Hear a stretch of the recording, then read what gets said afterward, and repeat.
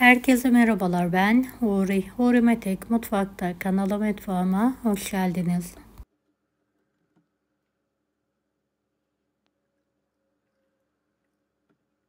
Kalıp kullanmadan fırın tepsisinde porsiyonluk mısır ekmeği tarifi hazırlıyorum.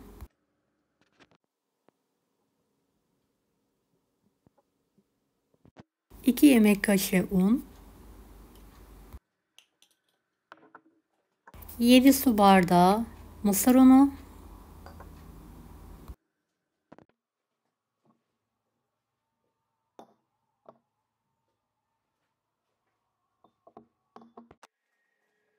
2 tatlı kaşığı toz şeker, 1 tatlı kaşığı tuz, 1 paket kabartma tozu,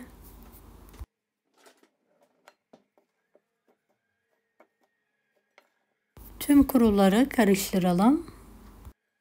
1 su bardağı sıvı yağ, 2 yemek kaşığı yoğurt,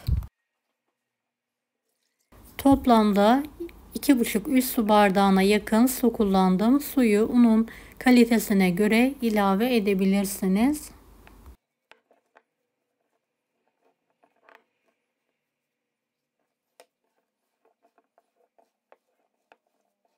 Evet, elimizle yoğuralım.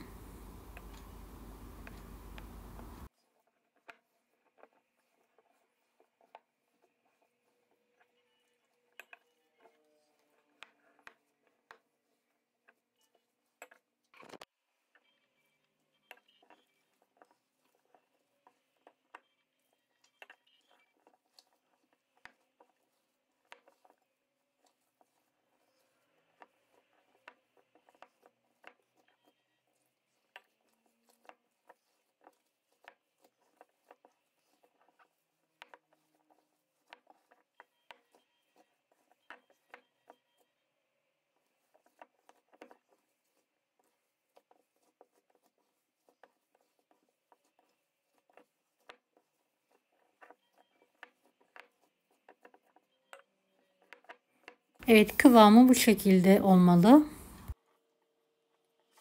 4'e bölelim. Yuvarlayarak fırın tepsisine alalım.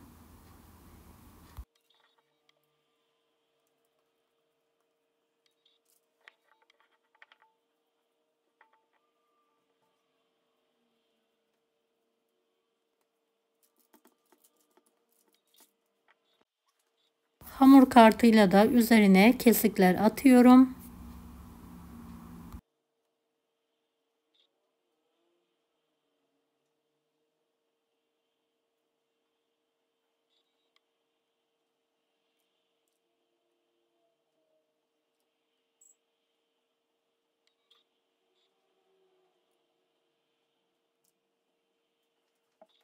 Biraz sıvı yağ gezdirelim üzerlerine.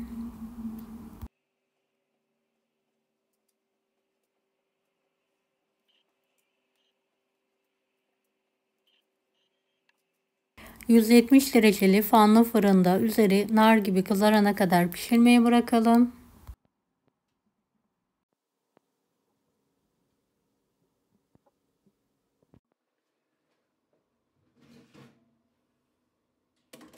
Evet, mısır ekmeğimiz hazır.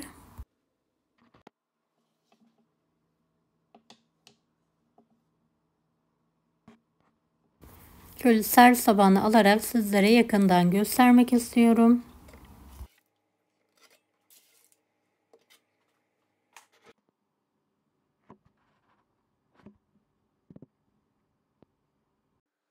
Bölerek ikram edebilirsiniz.